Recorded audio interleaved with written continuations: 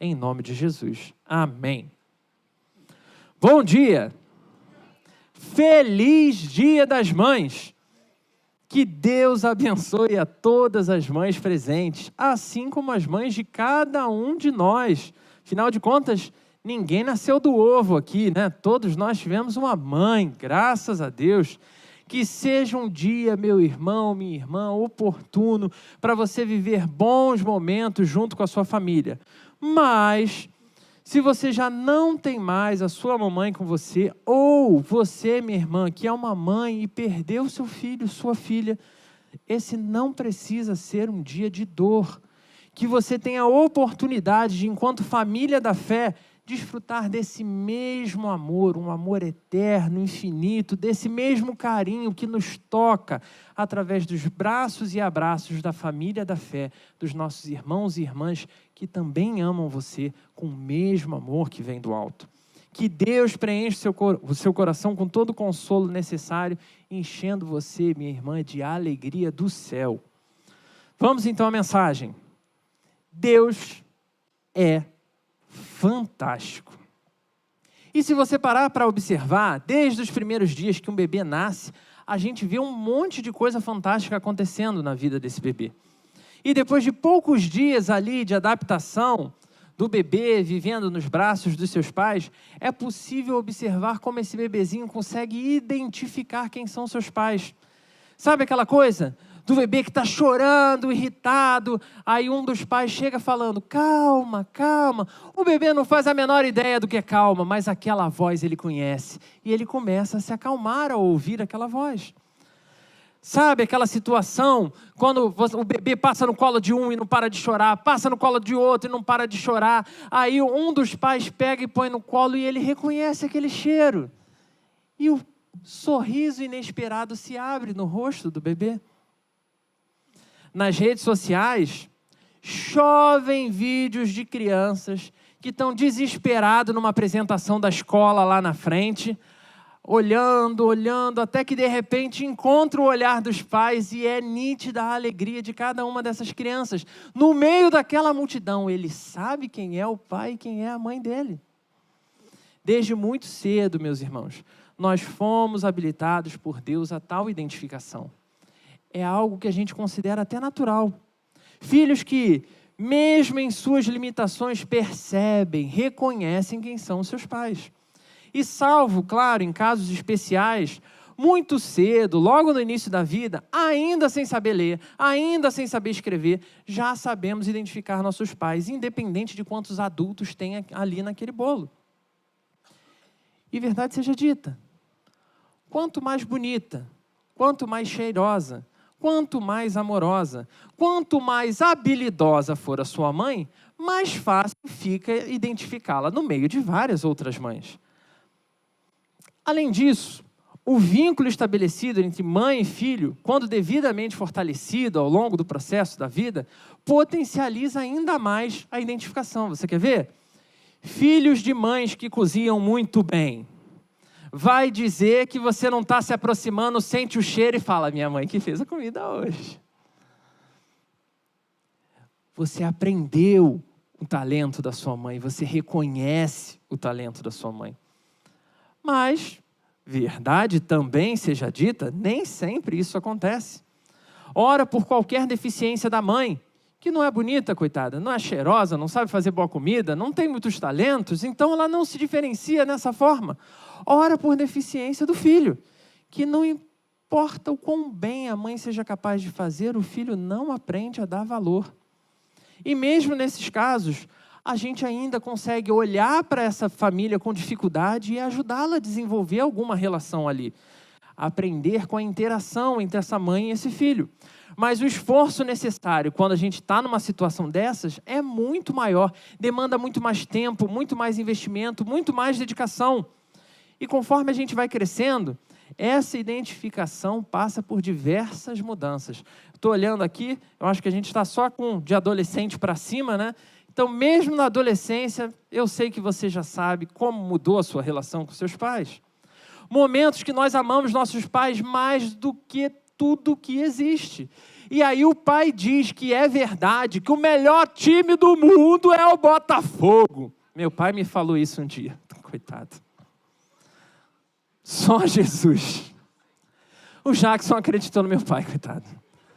Mas esse ano vai ser campeão, se Deus quiser. Meu pai merece uma alegria naquela vida. São muitos anos de sofrimento. O Botafogo tem que ganhar alguma coisa, não é possível. Né? Seja contando essas coisas.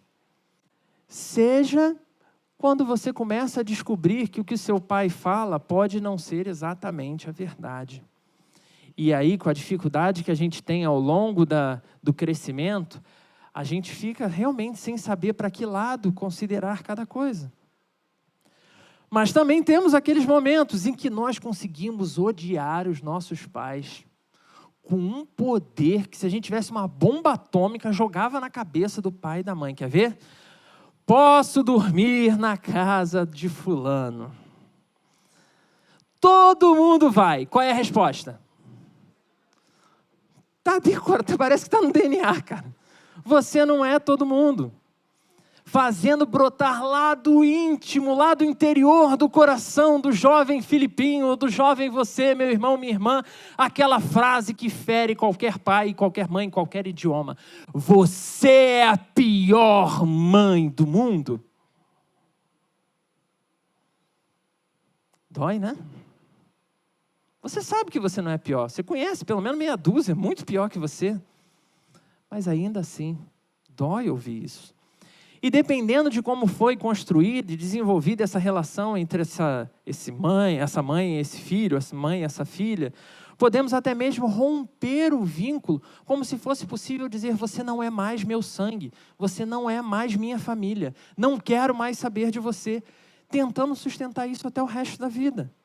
Nessa série de mensagens, meu irmão, minha irmã, com o tema Fé e Esperança apesar das circunstâncias, estudaremos o livro do profeta Isaías, um livro que nos fala de uma relação entre um Deus amoroso, um conhecido Deus próximo, intencional em cuidar do seu povo, mas a gente também vê que esse povo é incapaz de reconhecer e amar esse Deus da mesma forma. Nesse livro perceberemos o amor capaz, mesmo diante das piores desobediências, perseverar amando seus filhos, perseverar com eles. Como também veremos em ação um verdadeiro amor, capaz de corrigir duramente aqueles que levariam seus filhos à morte eterna. Esse livro vai deixar claro para a gente o quanto Deus é implacável ao condenar o pecado. Com isso em mente, te convido a refletir sobre o tema. Preparado para anotar? Conheça o seu Deus. Conheça o seu Deus. E com o tema dito, te convido a abrir a sua Bíblia no livro de Isaías, capítulo 45. Isaías 45. Eu vou fazer essa leitura, meu irmão, minha irmã, pulando alguns versículos. Então, vou precisar que você me acompanhe com muita atenção. Eu vou começar no versículo 5. Então, primeiro bloco, eu vou do versículo 5 até o versículo 12. Ok? Diz assim a palavra do Senhor: Eu sou o Senhor e não há outro. Além de mim não há Deus. Eu te cingirei, ou eu te vestirei, ainda que não me conheces, para que se saiba até o nascente do sol e até o poente, que além de mim não há outro. Eu sou o Senhor e não há outro. Eu formo a luz e crio as trevas, faço a paz e crio o mal. Eu, o Senhor, faço todas estas coisas. Destilai, ó céus dessas alturas, e as nuvens chovam justiça. Abra-se a terra e produza a salvação, e juntamente com ela brote a justiça. Eu, o Senhor, as criei. Ai daquele que contende contra o seu Criador, e não passa de um caco de barro entre outros cacos. Acaso dirá o barro ao que lhe dá forma: que fazes? Ou a tua obra não tem alça? Ai daquele que diz ao pai: por que geras? E à mulher: por que dás à luz?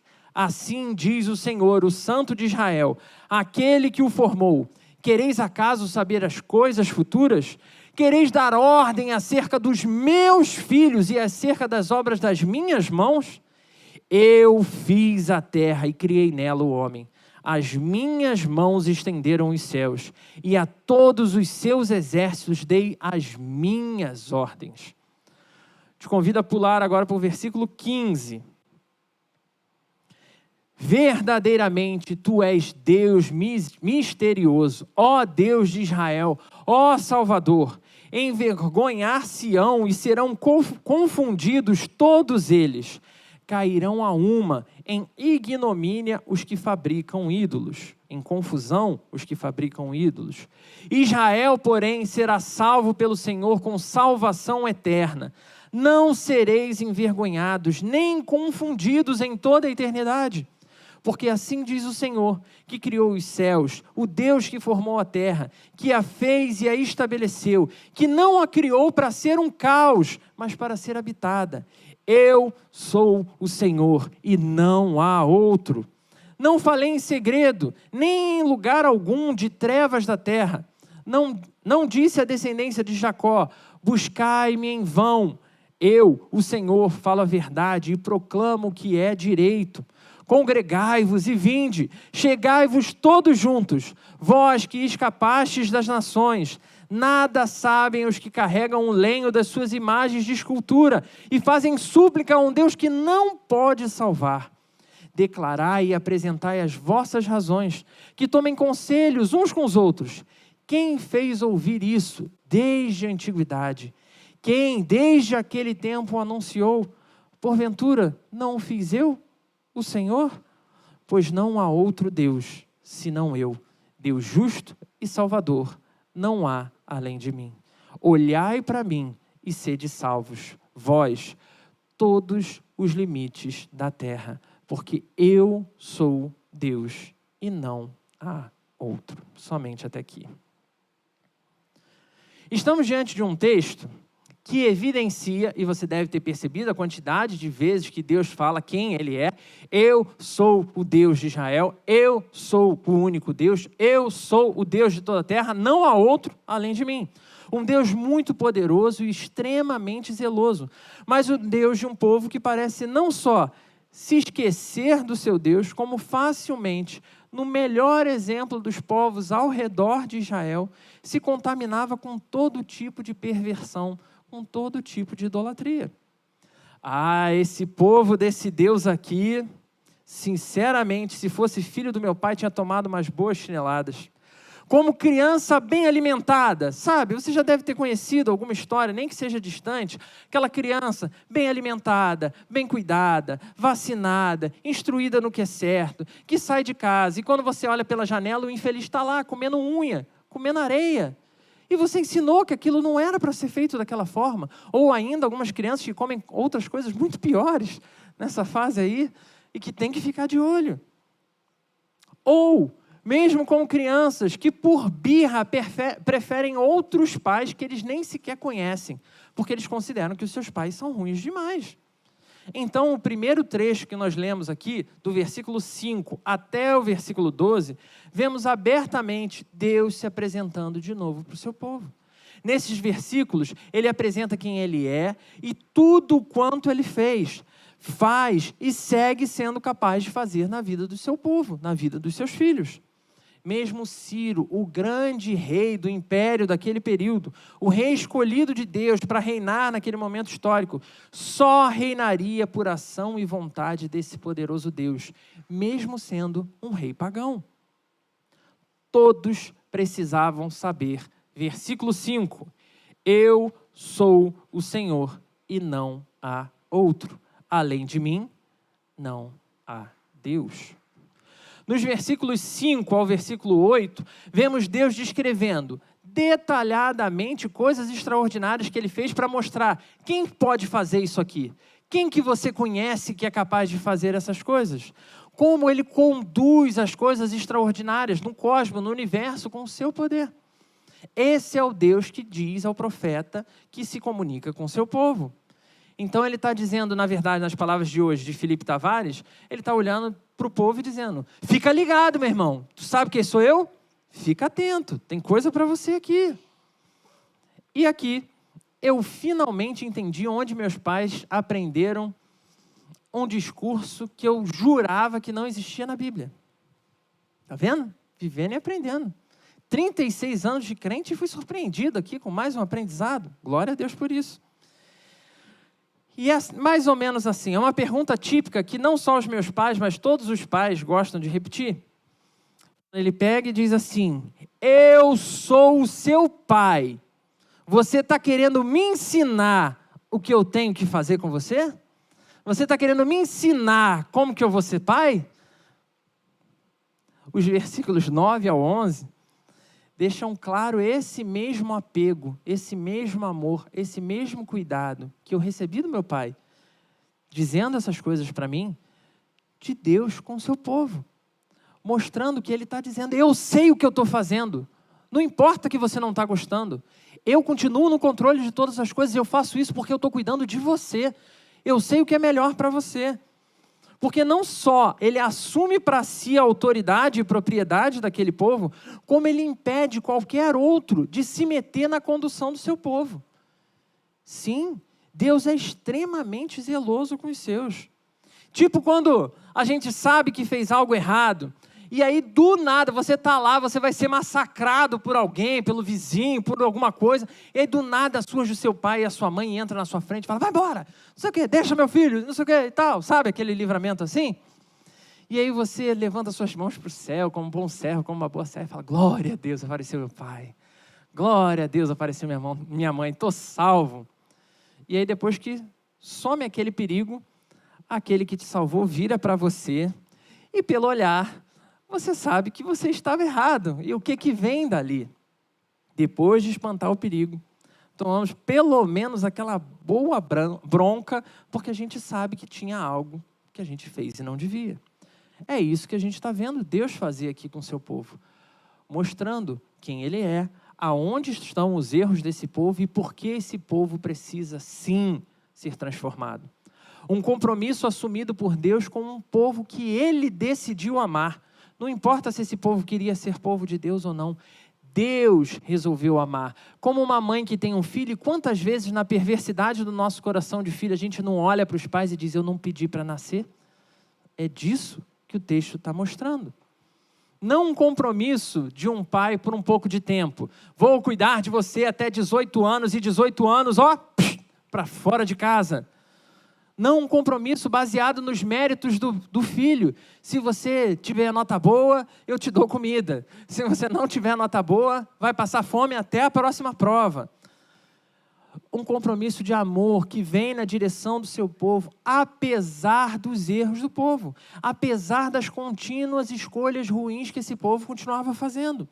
Mesmo nos piores momentos do povo de Israel, Deus não abandonou o seu povo. Mesmo nos momentos mais críticos da história de Judá, Deus permanecia ali, com eles, no meio deles, mesmo no momento da punição, guardando, sustentando, livrando de cada situação, sendo socorro na hora da angústia, estando presente na hora do maior desespero, sendo Deus para o seu tempo, em tempo e fora de tempo. Fosse lá, naquelas horas do pesadelo da noite, onde você não sabe o que vai fazer e corre até o quarto dos seus pais. Fosse nos momentos de estudar para provas difíceis, que você já tentou aprender de tudo quanto é jeito, e aí precisa que um dos pais se aproxime e tente te ajudar.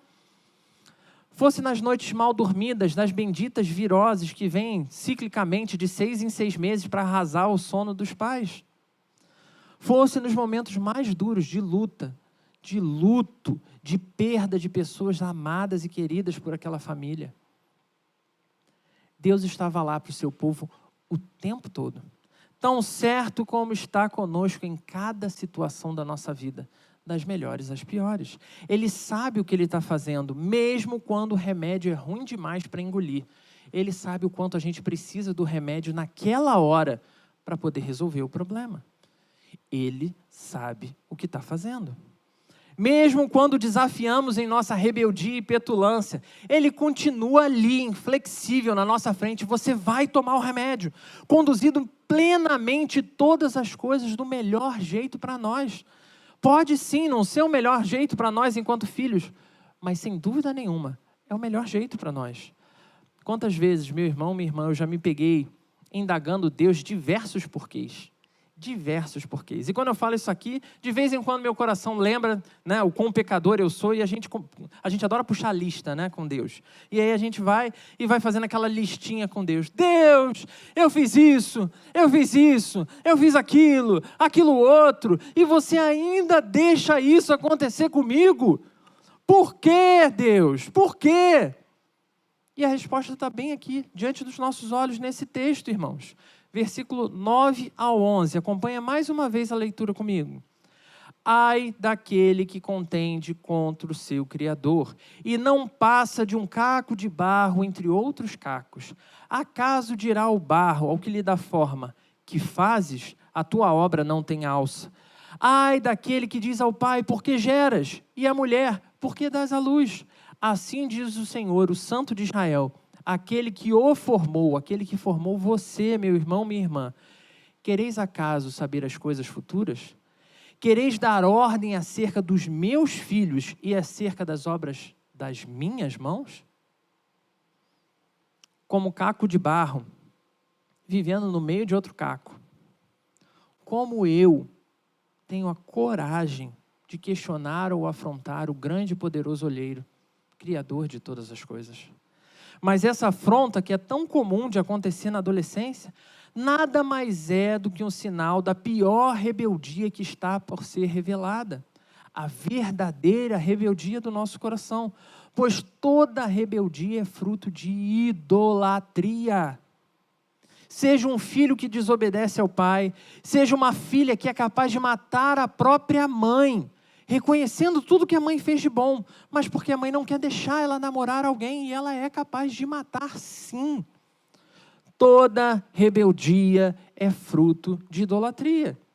Nesse sentido, os versículos 15 e 16 surgem como uma forma de nos mostrar que para muitos essa paternidade de Deus, esse cuidado de Deus ainda está escondido, ainda é oculto. E por isso eles seguem vivendo a sua vida batendo cabeça por aí, buscando outras fontes para conduzir a vida deles.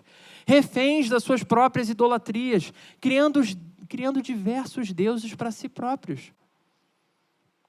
Mas para outros tantos que conheceram o cuidado e a paternidade desse glorioso Deus, a idolatria foi um ato de livre escolha do coração. De Caim, que resolveu matar o seu irmão para acabar com aquele desgosto no peito, a Judas Iscariotes, ao entregar Jesus por míseras moedas de prata. Do povo de Deus, a idólatra pagão, vítima dos próprios prazeres insaciáveis. Uma vítima em todos os casos. Uma vítima que ainda tem coragem de dizer que tudo o que fazia era buscar o amor. Tudo o que queria era ser bem cuidado, ser bem amado. Como prometido pelo Senhor no versículo 17 da nossa leitura de hoje. Você não permanecerá refém desse vitimismo. Você não permanecerá refém dessa idolatria para sempre. Em nome do Senhor Jesus Cristo, ouça o chamado de Deus para você. Não pense em quem tinha que estar aqui para ouvir, não. É para você, meu irmão, chamado por Deus para ouvir isso nessa manhã. Olha a palavra do poderoso Deus, versículo 18. Porque assim diz o Senhor que criou os céus, o Deus que formou a terra, que a fez e a estabeleceu, que não a criou para ser um caos, mas para ser habitada. Eu sou o Senhor e não há outro. Não importa o quanto você tem se agarrado a nenhuma outra coisa. Os versículos 19 ao 22 nos trazem a convicção de que nossa esperança nesse Deus jamais será vã. Seja enquanto filhos que têm seguido suas vidas amplamente abaladas pelo caos que está regendo o mundo, que parece estar regendo o mundo. Seja enquanto filhos que optaram intencionalmente por adorar ídolos do próprio coração. Não importa a desculpa que você dá para quão distante você está desse povo. Seja ainda enquanto filhos bastardos que conhecem a Deus nesse momento, que ouvem a palavra do Senhor pela primeira vez de qualquer lugar do mundo. Que estão ouvindo pela essa pregação, a primeira vez, a esperança de redenção plena e verdadeira para todos nós. Não há nenhum outro Deus sobre a terra, nenhum que possa dar o que de fato o seu coração precisa. Só existe um único e verdadeiro Deus. Esse é o Deus de Israel, o Deus de Judá. Esse é o Deus de Abraão, o Deus de Davi, o Deus do profeta Isaías. Esse, meu irmão, minha irmã, é o Deus de São Gonçalo, é o Deus do Jackson, é o Deus de cada um de nós. Ou pelo menos deveria ser. E aí eu preciso te perguntar, esse é o seu Deus? Esse de fato é o seu Deus? Porque como crianças que no auge da pirraça se colocam em risco abraçando outros para serem seus pais, outros para de fato serem os deuses da sua vida, dedicando a eles o seu amor, muitos servos e servas do Deus Altíssimo têm pirracentemente, não sei nem se isso é uma palavra que existe, de forma pirracenta, abraçado outras doutrinas, ensinos, outras diretrizes de vida, só para satisfazer os seus próprios desejos. Seja se agarrando a propostas políticas que vão emplacar e vão resolver todo o problema do mundo, seja na pior e mais escrachada militância, da mais ignorante a mais aparentemente relevante. Seja o sonho do reconhecimento e sucesso pessoal, sejam as mais gritantes paixões da carne. Nenhuma dessas idolatrias que você tem chamado de Deus e dado a primazia do seu coração, nenhuma delas será capaz de te livrar no dia glorioso do Senhor. Só um Deus tem salvação para esse dia. E eu preciso te perguntar, quem é o seu Deus? Quem é o Deus que nesse grande dia vai te defender do poderoso dia do Senhor? Isaías foi restaurado, irmãos, e a gente falou isso na semana passada. Redimido, transformado e foi amplamente usado por Deus. Pessoas igualmente falhas têm sido alvo dessa mesma graça ao nosso redor hoje. Por isso, meu irmão, minha irmã, hoje é a oportunidade de deixarmos as desculpas de lado, de assumirmos diante de Deus os nossos pecados mais hediondos, aquele que ninguém sabe que você tem dentro de você, de assumir o que há muito tempo você tem tentado ignorar e até negar que você faz. Hoje, o mesmo Deus nos estende nova oportunidade de perdão e reconciliação com Ele. Dia das Mães. Dia que aproveitamos para valorizar pessoas importantes e especiais na nossa vida, mas pessoas também que não devem de forma nenhuma jamais ser idolatradas. Mães não têm o maior amor da terra. Para de compartilhar isso nas suas redes sociais, porque isso é heresia.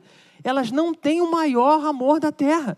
Isso é um fato, você conhece o maior amor da terra. Elas não têm o amor mais poderoso de todos. Muito menos um amor mais duradouro. Isso é mentira. Basta olhar o índice de mães que abandonam seus filhos. Se fosse algo natural, não era assim que aconteceria. Mas é verdade. Essas mães também são alvo da graça do mesmo Deus. Quando elas são capazes de refletir qualquer uma dessas características de amor, é meramente graça de Deus sendo refletida através desses espelhos que a gente aprendeu a chamar de mãe. Graça de amor, porque Ele sim, Deus, é a fonte do amor verdadeiro e infinito, duradouro, infalível. Deus, dono do verdadeiro amor. O Deus capaz de enviar o próprio Filho por amor de você, quando você não tinha condição de pagar o preço do seu pecado. Esse Deus está aqui, nesse momento, nos lembrando quem Ele é e por que Ele se preocupa com você. Nos lembrando do quão perdoador e poderoso Ele é. O preço que Ele pagou foi mais do que o suficiente para todos os seus erros até o final da sua vida. Nos lembrando que nele ainda existe salvação.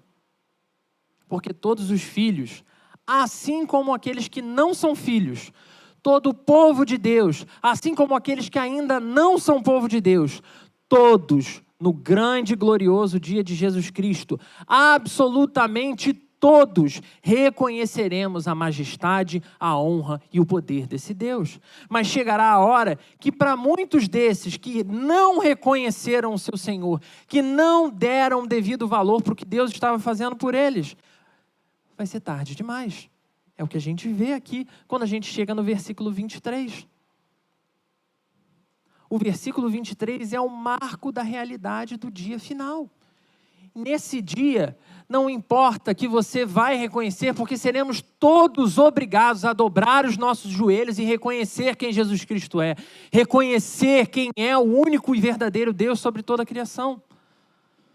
Mas nesse dia, teremos diante de nós essa mesma pergunta: quem é o seu Deus?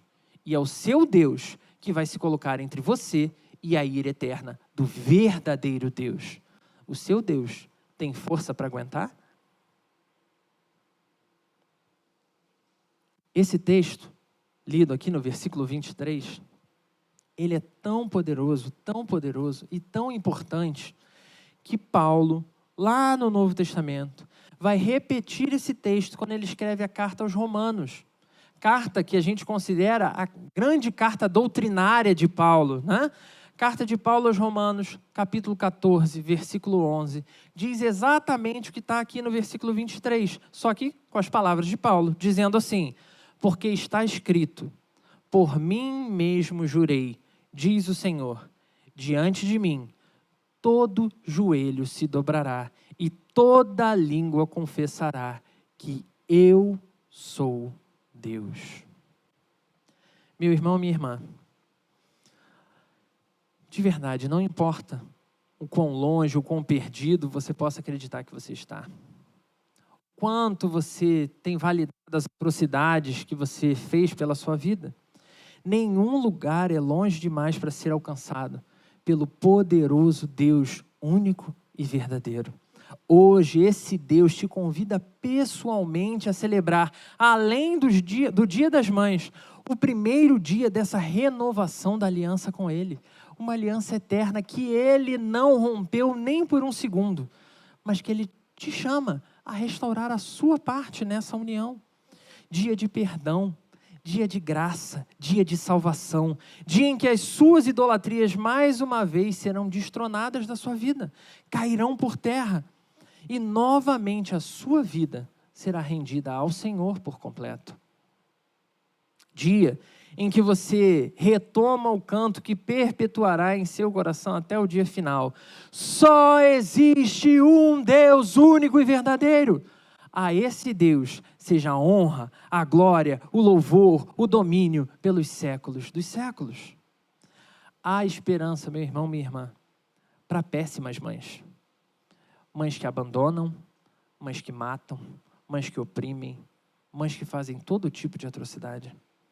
Há esperança também para os filhos terríveis, aqueles filhos que magoaram, feriram, abandonaram, fizeram o que de pior um filho pode fazer. Porque diante dessa palavra, desse poderoso Deus, continua existindo esperança para todos. O Deus de todas as coisas, hoje, veio ao seu encontro, pessoalmente, para te lembrar que hoje você recebe essa nova chance. Eu convido você a fechar os seus olhos. Vamos falar com Deus. Deus Santo e Poderoso, nós ouvimos a Tua palavra, nós reconhecemos, Senhor, que de fato o Senhor é Deus, que dentre todos os poderes e forças do universo, nada é capaz de colocar-se entre o Senhor e a sua ira, Senhor. O seu poder é tão imenso, tão inimaginável, Senhor, que nos faz tremer de medo. Senhor, nós te pedimos que assim como o Senhor é poderoso para todas essas coisas, o Senhor que na sua palavra revela a sua misericórdia, o seu perdão, e clamamos, Senhor, independente do caminho que temos andado, que o Senhor mais uma vez nos inunde com essa misericórdia, que mais uma vez o Senhor nos encha com essa graça, nos fazendo novamente ser povo teu, Pai, nos ajudando, Senhor, a perseverar, mesmo nos momentos difíceis da vida. Mesmo, Senhor, quando os nossos olhos olhem apenas para a dor, para o constrangimento, para os problemas, como uma criança, Senhor, que a gente falava ainda agora, que no momento que tem que tomar um remédio ruim, se recusa, reclama, briga. Muitas vezes é assim que a gente reclama do Senhor, Pai. Nós te pedimos que nessa manhã, esse poder e graça inunde os nossos corações.